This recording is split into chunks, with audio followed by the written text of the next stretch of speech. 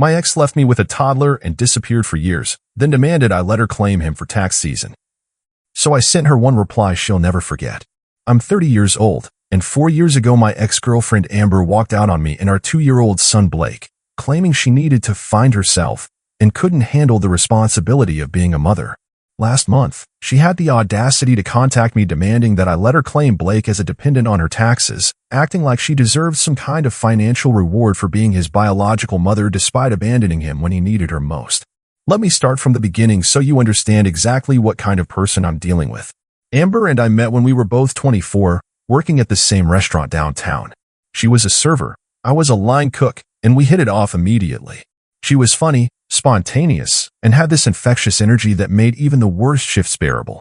We moved in together after 6 months, and everything seemed perfect.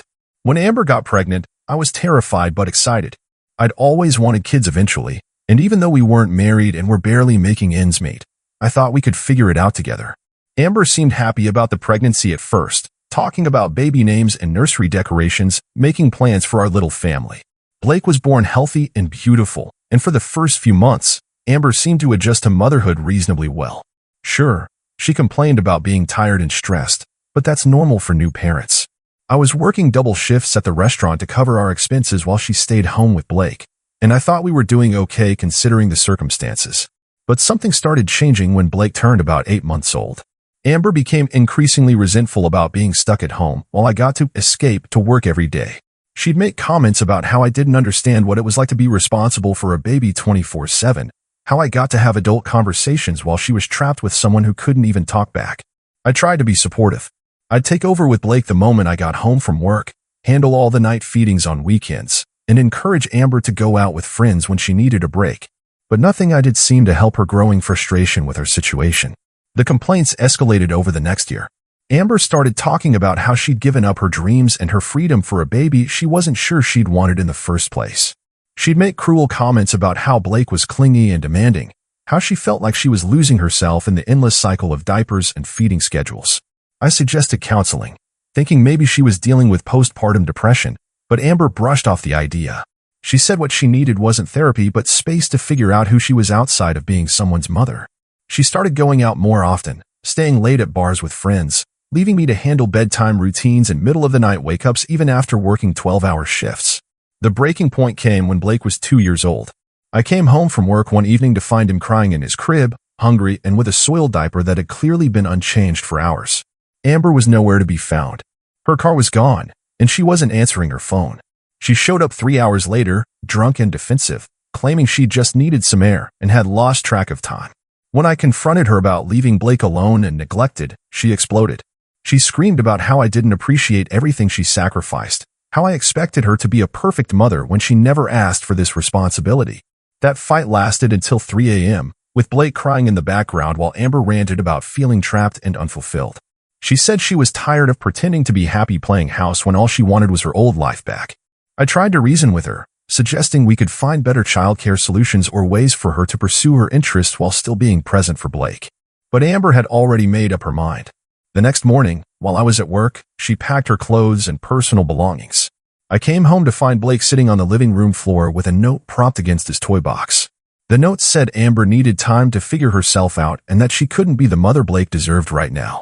She said she was moving back in with her parents in another state and would contact me when she was ready to be involved in his life again. That was 4 years ago.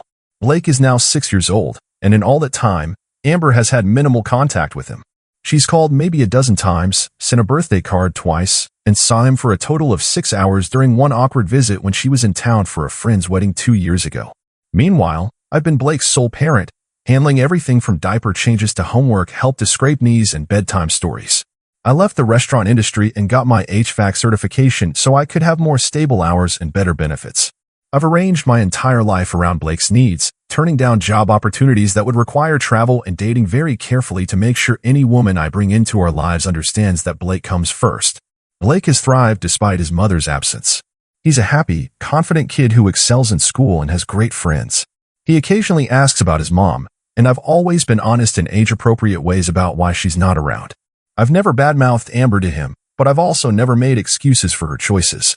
So when I got a text message from Amber last month asking if we could work something out for tax season, My first reaction was confusion.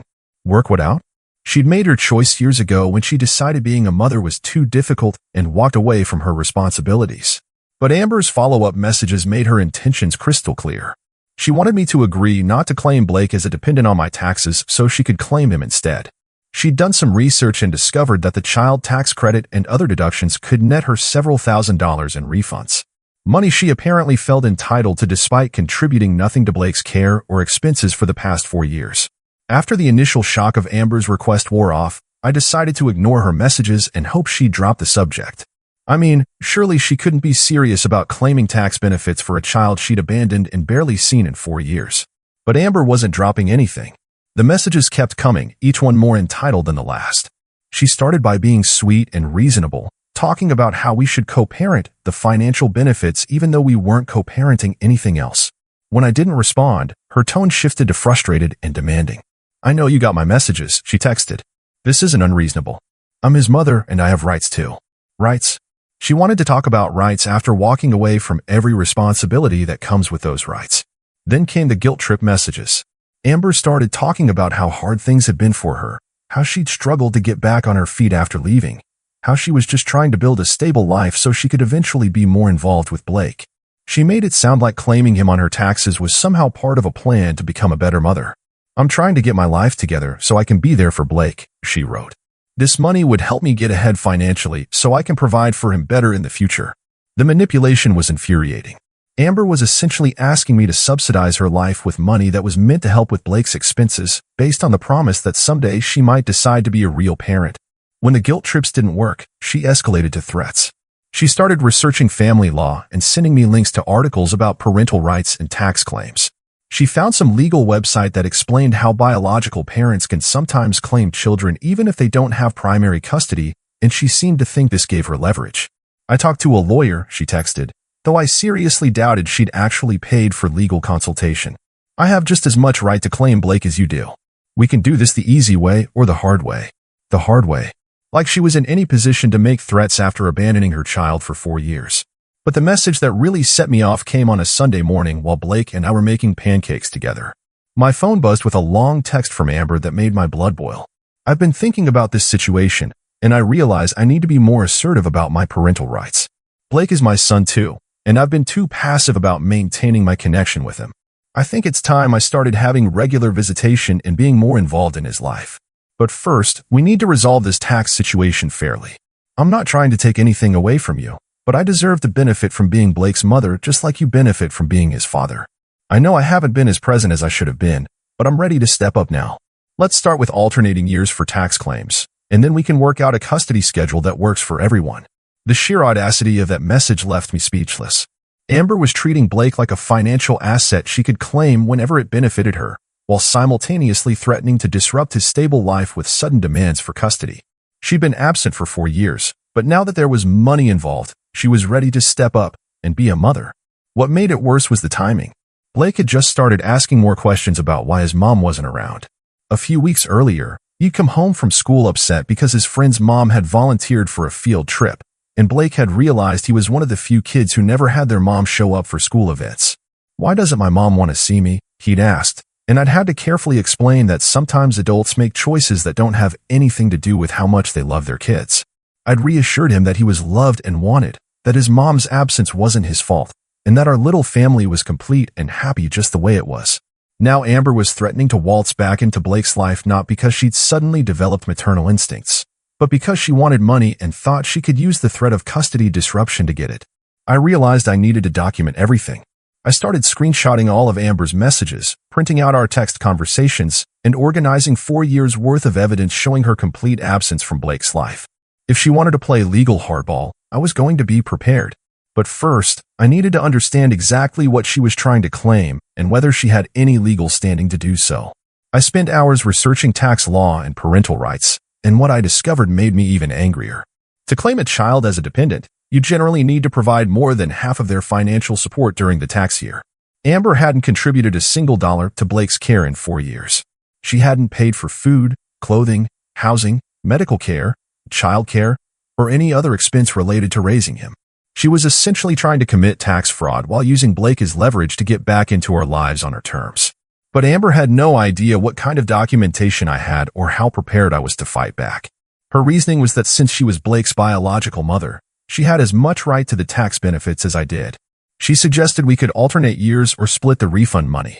She even had the nerve to frame it as being fair, since she was struggling financially and could really use the extra money. I stared at those messages in complete disbelief.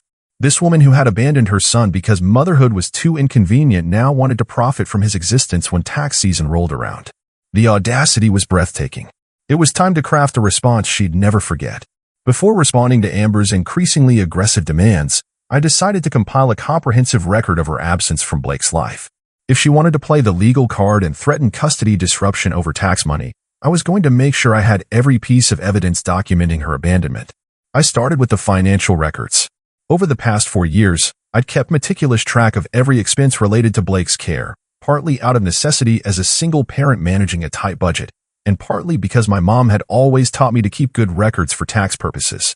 What I found when I organized everything was staggering.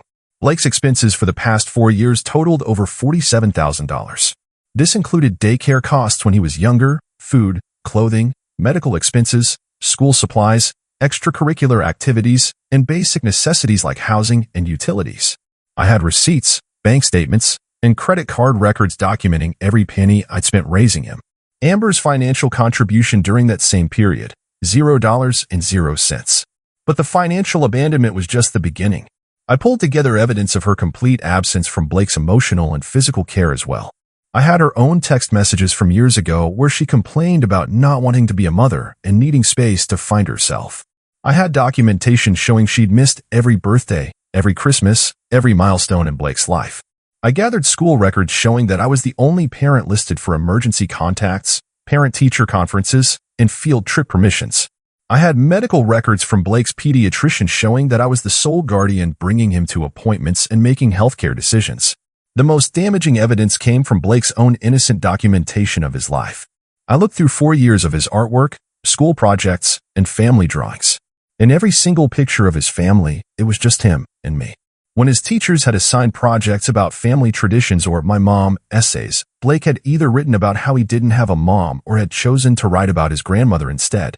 I found a heartbreaking Father's Day card Blake had made at school when he was 4, where he'd drawn a picture of us playing catch and written in his shaky handwriting, "My dad takes care of me and loves me every day." On the back, he'd drawn a picture of what he thought his mom might look like, with a question mark next to it. But I also documented evidence of how well Blake was thriving despite Amber's absence. His report cards showed excellent grades and positive teacher comments about his behavior and social development. I had photos from birthday parties, school events, little league games, and family gatherings where Blake was clearly happy and well-adjusted.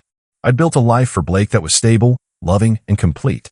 He had routines, friendships, activities he enjoyed, and a strong relationship with my parents who served as his surrogate grandparents. He wasn't lacking anything except a mother who'd chosen not to be present. The evidence also showed Amber's sporadic and minimal attempts at contact. I had records of exactly 12 phone calls over 4 years, most lasting less than 10 minutes. She'd sent 2 birthday cards and 1 Christmas gift, a toy she'd clearly picked up at a gas station that was inappropriate for Blake's age. The most telling evidence was from her single in-person visit 2 years ago. She contacted me saying she was in town for a friend's wedding and wanted to see Blake. I'd agreed, hoping it might be the start of her taking more responsibility, but instead it had been a disaster.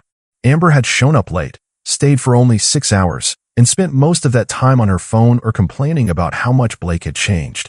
She'd brought him a random toy she'd grabbed at the airport and seemed annoyed when he was shy around her. When Blake had asked if she was going to start visiting more often, she'd given him a vague answer about maybe coming back soon.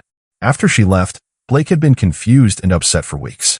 He'd kept asking when his mom was coming back and why she seemed like a stranger. I'd had to help him process the disappointment when days turned into weeks with no follow-up contact from Amber. I also documented Amber's current life through her very public social media presence. Her Instagram and Facebook pages told the story of someone who was living a completely self-centered lifestyle with no room for parental responsibilities. Photos from bars and parties, vacation trips, concerts, and expensive purchases that showed she clearly had money for herself but had never considered sending any support for Blake. Her posts never mentioned having a child. To anyone looking at her social media, you'd think she was a carefree single woman in her 20s with no responsibilities beyond her own entertainment. She completely erased Blake from her public identity. But the most damning evidence was a screenshot I'd taken of a Facebook conversation between Amber and one of her friends from last year. They'd been planning a girls' trip to Mexico, and when her friend had jokingly asked about finding a babysitter, Amber had responded, "What babysitter? I don't have kids to worry about. I don't have kids to worry about." Those words perfectly captured Amber's mindset. She'd mentally and emotionally divorced herself from Blake's existence, except apparently when it came to potential financial benefits. Armed with this comprehensive documentation, I began drafting my response to Amber's demands. But I realized I needed to understand the legal implications of what she was proposing before I shut her down completely. I consulted with a family law attorney who confirmed what I already suspected. Amber had no legal standing to claim Blake as a dependent since she'd provided zero financial support and had no custody arrangement.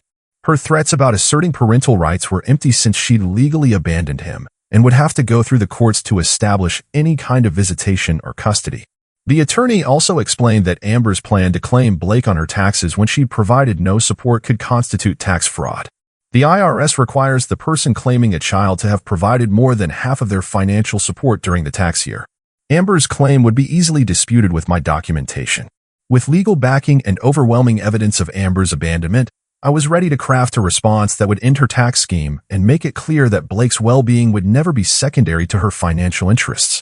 After spending days organizing evidence and consulting with my attorney, I sat down to write a response that would end Amber's tax scheme once and for all. I wanted to be thorough, factual, and completely devastating. This wasn't just about money, it was about protecting Blake from a mother who saw him as a financial opportunity rather than a human being she'd abandoned. Here's the email I sent her.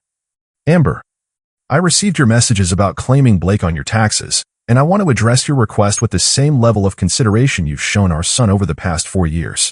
Let me start with the legal facts, since you mentioned consulting a lawyer. To claim a child as a dependent on your taxes, IRS regulations require that you provide more than 50% of their financial support during the tax year. I have documentation showing that your financial contribution to Blake's care over the past 4 years totals exactly $0. Here's what Blake's care has actually cost during the time you've been finding yourself. Daycare and after-school care, $18,400. Food and groceries, $8,200. Clothing and shoes, $3,800. Medical expenses and insurance, $6,900. Housing costs, $7,200. School supplies and activities, $1,800. Miscellaneous necessities, $1,700. Total, $47,000 over 4 years. Your contribution, $0. But let's talk about more than just money, since you want to discuss your parental rights. I've documented every interaction you've had with Blake since you abandoned him at age 2. Phone calls, 12 total over 4 years, averaging 8 minutes each. Birthday acknowledgments, 2 cards out of 4 birthdays. Christmas contact, 1 gas station toy. In-person visits, 1 visit for 6 hours in 4 years. Contribution to school events, medical appointments, or daily care, 0. I have 4 years of Blake's artwork where he draws his family as just him and me. I have school projects where he writes about not having a mom. I have the recording of him crying after your single visit 2 years ago, asking why his mom seemed like a stranger and when you were coming back. You want to know what Blake asked me last month? He asked if the reason his mom doesn't visit is because he did something wrong. I had to explain to a 6-year-old that sometimes adults make choices that have nothing to do with how wonderful their children are. But here's what really tells me everything I need to know about your priorities. You've had my phone number for 4 years. You could have called Blake anytime. You could have video chatted with him, sent him letters, been involved in his life in any meaningful way. Instead, the first time you reach out in months is to ask for money. You're not asking to see Blake. You're not asking how he's doing in school or what his favorite activities are. You're not asking about his friends or his interests or his dreams. You want to know if you can profit from his existence while continuing to ignore his actual needs. Since you mentioned getting legal advice, let me share what my attorney told me about your parental rights. In our state, a parent who abandons their child for an extended period without providing support or maintaining contact can have their parental rights challenged. Your 4-year absence, combined with 0 financial contribution and minimal contact, constitutes legal abandonment. If you want to pursue your rights in court, I welcome that conversation. I have documentation of every day I've been Blake's sole parent while you've been living as if you don't have a child. I have evidence of every sacrifice I've made to give him a stable, loving home while you've been posting vacation photos and party pictures on social media. Speaking of social media, I noticed you told your friend last year that you don't have kids to worry about when planning your Mexico trip. I screenshotted that conversation, along with the dozens of posts showing you spending money on entertainment, travel, and yourself while never once mentioning or supporting the child you claim to have rights to. Here's what's going to happen with the tax situation. I will be claiming Blake as my dependent, as I have every right to do since I've provided 100% of his financial support and care. If you attempt to claim him as well, I will dispute it with the IRS using 4 years of documentation proving you've contributed nothing to his support. If you file a fraudulent tax claim, I will report it to the appropriate authorities and provide evidence of your abandonment and lack of financial contribution. Tax fraud is a federal crime, and claiming a child you don't support financially constitutes fraud. But let's say you're serious about wanting to be involved in Blake's life rather than just his tax benefits. Here's what that would actually look like. First, you'd need to establish a consistent pattern of contact and support. That means regular phone calls, birthday and holiday gifts, and actual visits where you focus on Blake instead of your phone. Second, you'd need to start contributing financially to his care. I'll provide you with a monthly expense report, and you can begin paying your share of his costs going forward. Third, any custody or visitation arrangement would need to be court-approved and in Blake's best interest, not your convenience. That means building a relationship gradually and proving you can be a stable, consistent presence in his life.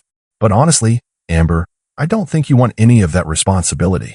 I think you want the financial benefits of being a parent without any of the actual work. You want to claim him when it profits you and ignore him when it doesn't. Blake deserves better than that. He deserves better than a mother who sees him as a tax write-off. He deserves better than someone who only remembers he exists when there's money involved. So here's my final answer to your request. No, you cannot claim Blake on your taxes. You have no legal standing to do so, and I will fight any attempt you make to profit from a child you abandoned. If you want to be part of Blake's life, it starts with actually caring about Blake, not about what Blake can do for your bank account. Until then, stop contacting me about money and start asking yourself why your first thought about your son in months was how much he might be worth at tax time. Blake is thriving without you, but the door is always open if you want to be an actual mother instead of just a biological contributor looking for a payday. Thomas. I never heard from Amber again. 3 months later, Blake asked me why his mom didn't love him enough to visit. I told him that sometimes people aren't ready to be parents, but that doesn't reflect anything about how lovable he is. Some people see children as responsibilities to escape. Others see them as opportunities to exploit. The best parents see them as precious gifts worth any sacrifice. Blake and I are doing just fine without anyone who can't tell the difference.